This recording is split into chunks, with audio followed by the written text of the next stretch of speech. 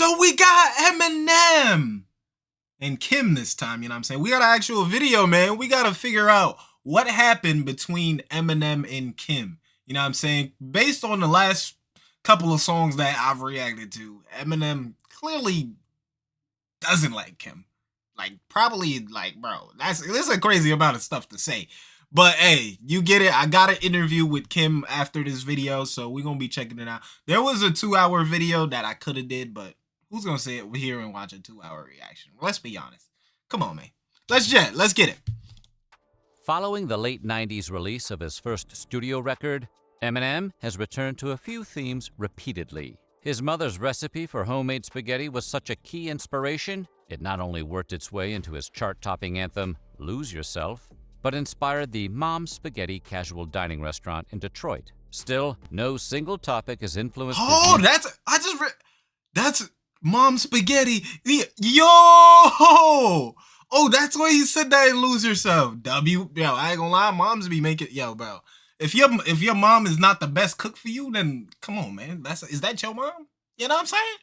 Hey. Casual dining restaurant in Detroit. Still, no single topic has influenced his music more than his tumultuous relationship with ex-wife Kim. So much so that his fans have a near-complete timeline of their ups and downs. So, today we're walking 8 miles through the entire history of Eminem and Kim. Yeah, I like what he said there. We walking 8 miles. Relationship. But before the real Slim Shady stands up, why not subscribe to the Weird History channel? All right, buddy. Yeah, y'all make sure y'all subscribe to Vibey's channel too, cause we on our way to 4,000. Oh my God, we around the We about to take a step in 4,000. God damn. But subscribe, I appreciate you, man. Let's get it. Down into the comments and let us know which other popular artists you would like. Eminem's minis? Eminem was born Marshall Bruce Mathers II in October of 1972, and though he's intimately associated today with the city of Detroit, he was actually born in St. Joseph, Missouri. Young Marshall was the only child of Marshall Bruce Mathers Jr. and Debbie Nelson Mathers, musicians who spent most of his infancy touring along with a band called Daddy Warbucks. That's the name of the wealthy benefactor. So is that, I don't know if his mom, I'm not gonna guess both of his parents are musicians, but he said one of them are musicians, right? Mathers Jr. and Debbie Nelson Mathers. Okay, so that's a good influence. He spent most of his infancy touring along with a band called Daddy Warbucks. That's the name of the wealthy benefactor who adopts the title character in the movie Annie. When young Eminem was just a year and a half old, his father left the family, never to return. Damn. His mother Debbie Wait, how does the narrator know that? Was bro just there documenting his life? Wait, how does the narrator know that? His father left the family, never to return. M's mother Debbie later recalled that her son wrote his father letters, only to have them returned to sender unopened. The single mother and child moved around several times over the next few years, with stops in St. Joseph, Savannah, Georgia, and Kansas City, before they eventually landed in Detroit, Michigan. Once settled, young Marshall experienced severe bullying at his new school, prompting his mother to actually file a lawsuit against the district in 1982. Oh, nah, he got that. Damn. I know a new student, but yo, what the? It's because he was white in there and there was black people? I'm getting, bro, because that's crazy, bro. That's crazy, bro. Later dismissed. This was also the period that Eminem first started developing his lifelong interest in storytelling and hip-hop music. By age 14, he was already rapping, along with a friend named Mike Ruby, under the nickname M&M for Marshall and Mike. The duo started attending contests at the hip-hop shop. Oh, I know that dude. That's the dude that was playing the 8 Mile. Like somebody played his role in 8 Mile, right? I think so. And developed something of a local reputation. Marshall first encountered Kim Scott at a house party in 1988 when he was 15 and she was just 13 years old. He was rapping and goofing around, by most accounts mocking the words to the popular LL Cool J song I'm Bad, when Kim stopped to listen. Yo, nah, bro, this narrator, whoa, this dude might know, bro, because how do you know that to that specific detail? Like, hold up. Cigarette. She'd had Cool J song I'm Bad when Kim stopped to listen while smoking a cigarette. 13? She was 13 smoking cigs?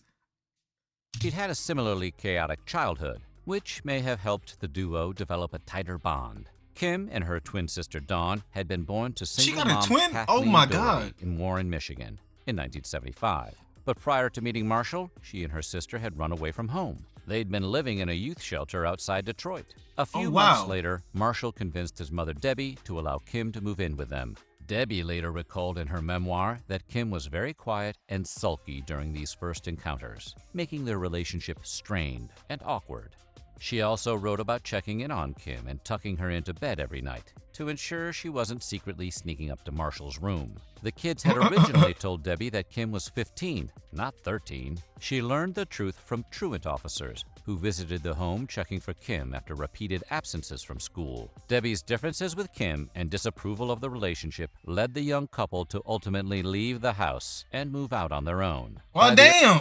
Bro, at 13 and 15, moving out? Bro, what? Where y'all going? Bro, what? Hold up. Early 1990s, Marshall's music career was starting to take off, and he had dropped out of high school at age 17. He made his first music video appearance in 1992 for a song called Duda Dippity by Detroit rapper Champtown, and he started working on a self-titled EP along with his childhood friends and another Detroit rapper called Proof. But on the personal side, life during this period was a struggle for Marshall and Kim. They lived in a string of questionable, unsafe neighborhoods and were frequently robbed. On one occasion, Eminem later recalled in an interview with Rolling Stone, a thief came by and took their couches, beds, and silverware, but only after fixing themselves a peanut butter and jelly sandwich. Hey, burgling is... What the hell? Bro just took everything. He just took the whole crib. Bro, what? Hungry work. Marshall it was that bad? The couple by cooking and washing dishes at a family restaurant called Gilbert's Lodge, earning minimum wage. On Christmas Day, 1995, Kim gave birth to the couple's first and only biological child, their daughter, Haley. They briefly moved back in with Marshall's mother, Debbie, for help during this period. But this sitcom in the making didn't last very long. Marshall later claimed that Debbie was abusing drugs during this period, making her behavior unpredictable and erratic. But she denies these claims. Regardless, the situation soon collapsed, and Marshall moved in with friends while Kim returned to her mother's house, baby in tow. A few days before Christmas 1996, Marshall lost the job at Gilbert's Lodge. Combined with the stress of his home life and his own struggles with substance abuse, this culminated in an unsuccessful suicide attempt. By March of 1997, Marshall, Kim, and... Oh my God. Oh shit. Oh shit. Checking on your peoples, man. Oh shit. Haley were all back once again living with Marshall's mother, Debbie, in her mobile home. Marshall started recording his self-titled EP, which introduced his sadistic, violent alter ego, Slim Shady. While attending the 1997 Rap Olympics competition in Los Angeles that year, Eminem first came to the attention of Interscope Records executives, including CEO Jimmy Iovine. Up until this point, massively influential NWA veteran and producer Dr. Dre had never signed an artist based only on hearing a demo tape or CD. But after Iovine played Eminem's Slim Shady EP for the mogul, he immediately said, "Find him now." The Slim Shady LP was released by Interscope and Dre's label Aftermath in February 1999. The album contains smash hits like My Name Is and Guilty Conscience, the first song featuring Eminem and Dre together. It made Eminem an internationally recognized superstar, while also providing at times uncomfortably intimate glimpses into the difficult and troubled relationship between Marshall and Kim. For example, 97 Bonnie and Clyde includes a fantasy of Marshall driving around with Haley in the car. And we Kim's just reacted to that. Check that out, man. Check that out. Trunk. Ultimately, he dumps the corpse in a lake. The song originally appeared on the Slim Shady EP, but for the full album version, Marshall brought his daughter along to the recording studio and grabbed some background vocals. He later told Rolling Stone that he lied to Kim about where they were going and said that he was taking their daughter to Chuck E. Cheese for pizza. A fellow Gilbert's Lodge employee named Lynn Hunt claims she expressed to Marshall that producing a song in which he fantasizes about murdering the mother of his child felt very dark, to which he replied, "Yeah, but it will get me somewhere someday." Despite hating her so passionately in verse, may now on diss June the 14, bride. 1999, just prior to his first major tour as a recording artist, Marshall married his longtime partner, Kim. Around that same time, Kim's sister Dawn started struggling with drug problems of her own, making it challenging to raise her own daughter, Elena Damn, Marie where all Scott. the drugs Kim come and from, Marshall bro? took Damn. Elena in, and Marshall formally adopted the girl in the early 2000s. Dawn Scott passed away in 2016. Still, there was no extended honeymoon. Was that her sister? Wait. Kim and Marshall took Elena, making it challenging to raise her own daughter, Elena Marie Scott. Kim and Marshall took Elena in, and Marshall formally adopted the girl in the early 2000s. Dawn Scott passed away in 2016. Holy Still, shit. there was no extended honeymoon period for the new family. God damn, just like Eminem songs, it's like in his life, there's a fucking punch in the gut every which way you God damn. Later said that Marshall's success in the music industry went to his head, causing him to develop a god complex. In 2000, Marshall said that? Wait. honeymoon period for the new family. Kim later said that Marshall's success in the music industry went to his head, Kim? causing him to develop a god complex. Oh, wow. In 2000, Marshall himself told a local Detroit paper that he'd long wished for success, but was finding it more of a nightmare than a dream.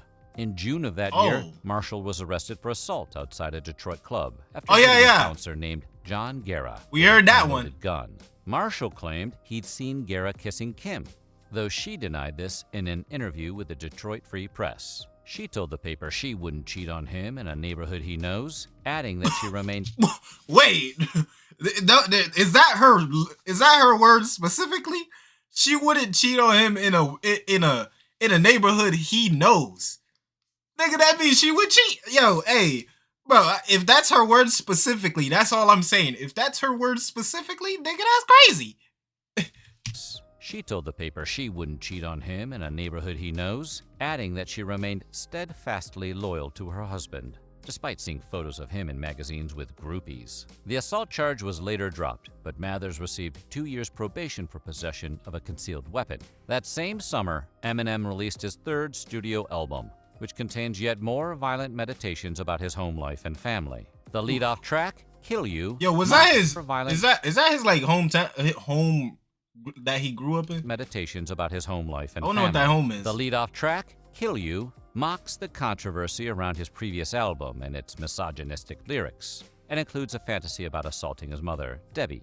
The song Kim, unsurprisingly, included oh my God, the rabbit hole goes even deeper.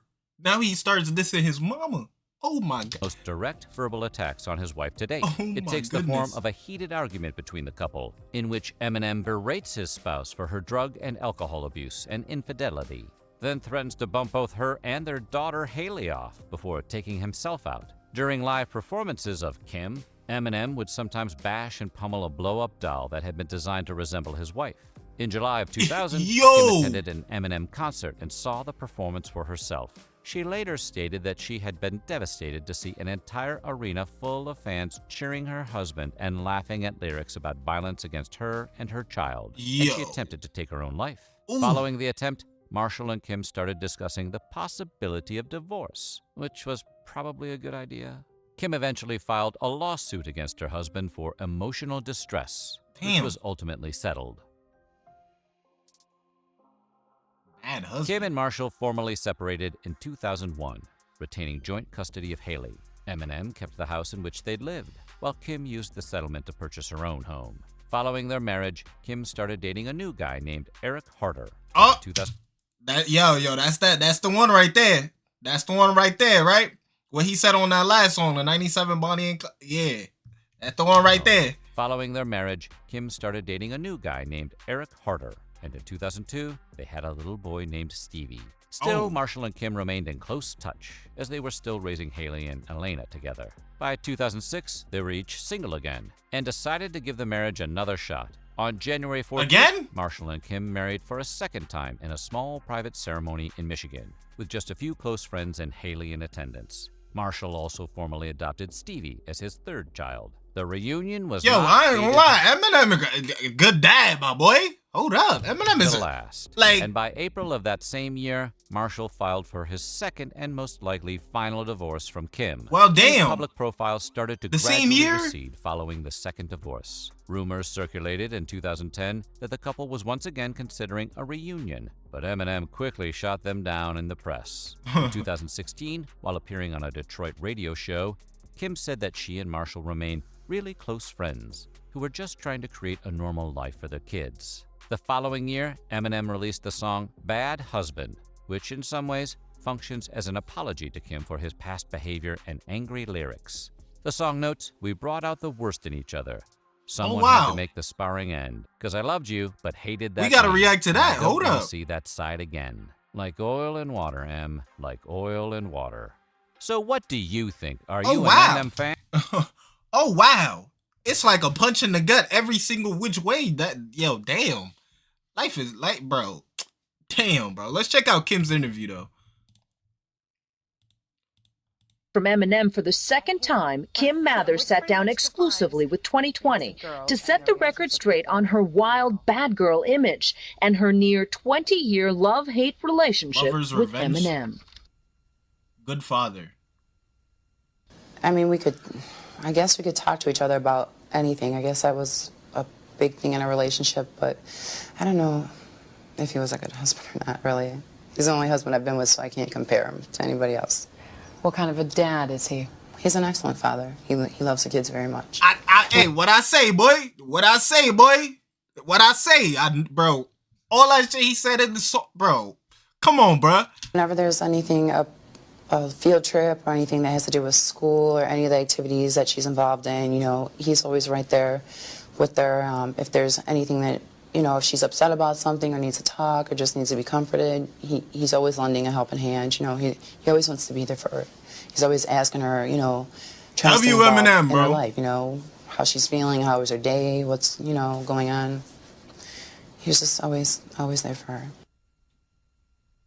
Impact of fame? It just seems like ever since when did this come out? Hold up.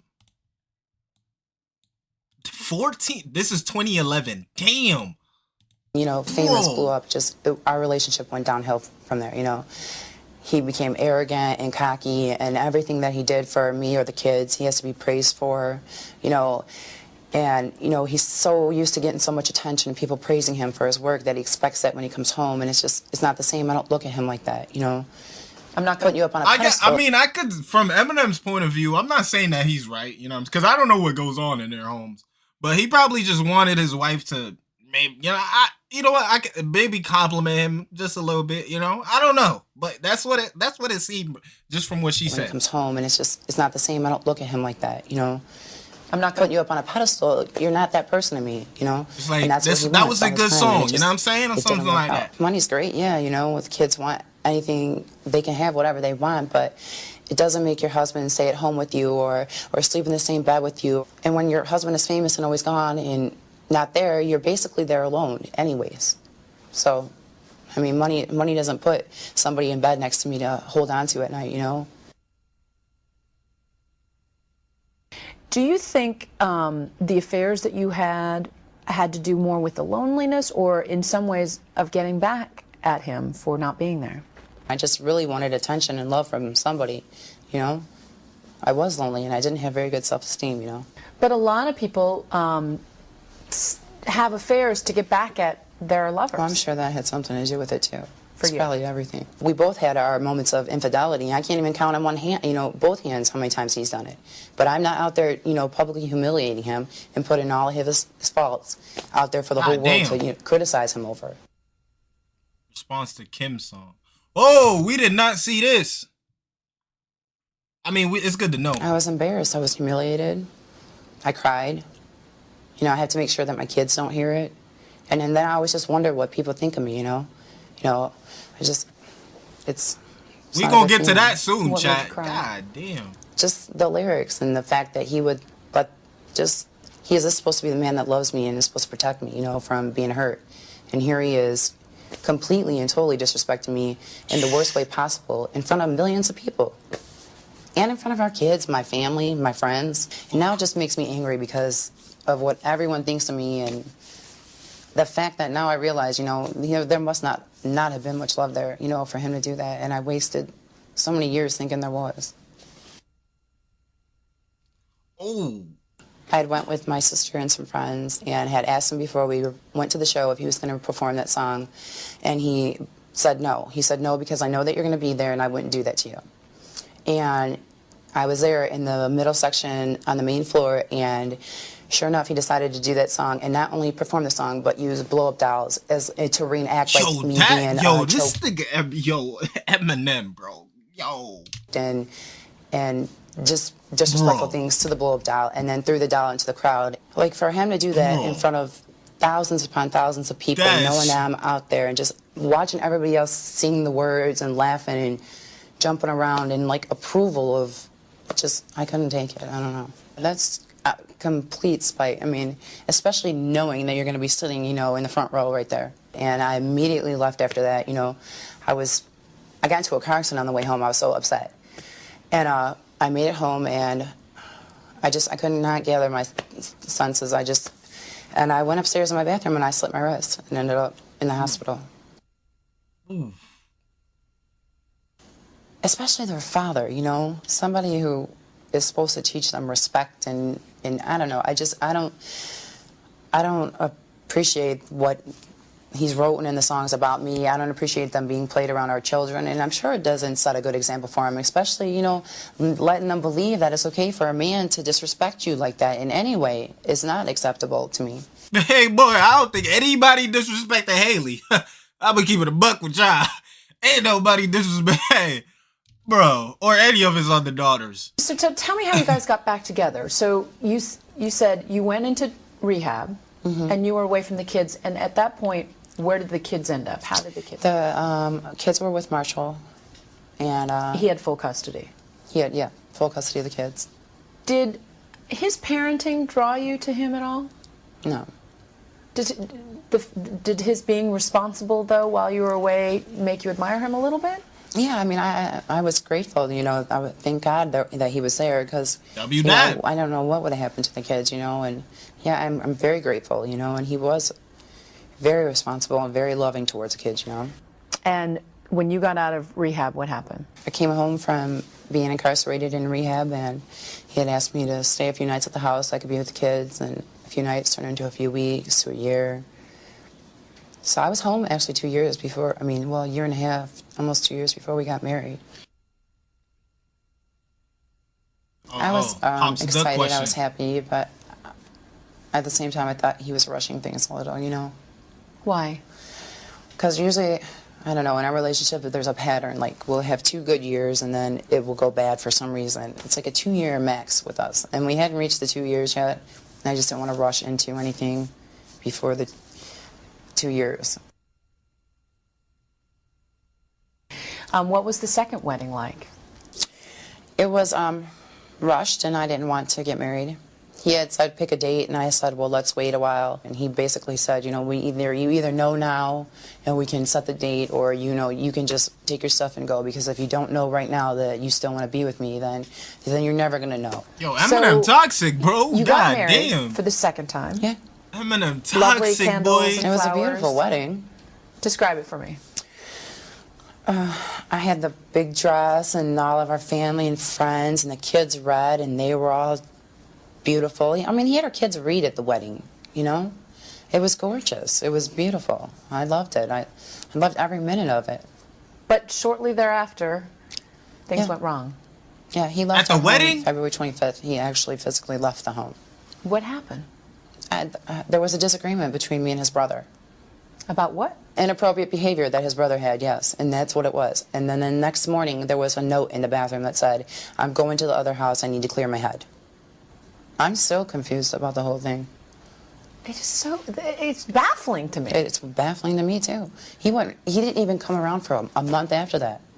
Like, he didn't come see the kids, he wasn't calling me, he didn't return phone calls. I didn't know what That right there was him needing his time. As a man, you need time for yourself, just to think things through and not go insane. I think that right there was it. the heck was going on.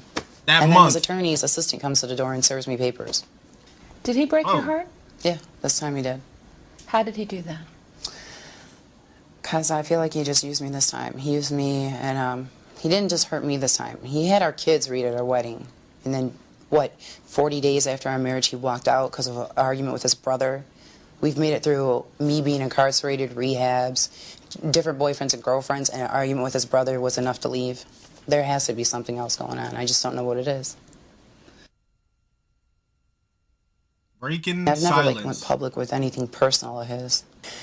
I was always I didn't want to because I always thought in the back of my head, I know we're going to get back together, and if I do or say anything, for the world to hear or to know, I was afraid that, he wouldn't be able to forgive me for that and that we wouldn't be back together. And I always held on to that and never wanted to ruin that. And now? Now I know that it was not meant to be, and I don't have feelings for him like that anymore. In a statement to 2020 released through a spokesperson, Eminem says, "For the sake of our children that we raised together, I have made a decision to not participate in matters such as." Wow. Holy smokes. That's a crazy, bro, Eminem's life is pro. But hey, y'all make sure to sub up, man. We got to check out the songs they mentioned and all of that. Don't worry, that's going to be coming soon, man. But we on our way to 4K. We literally are, bro, we literally looking at the, bro, our head is around the corner, bro. You know what I'm saying? Subscribe. I appreciate you. We on our way to 4K. Any other videos you want me to react to, write down in the comments and I'll let y'all. Or maybe should I do that video right there? The one right behind me. Peace out.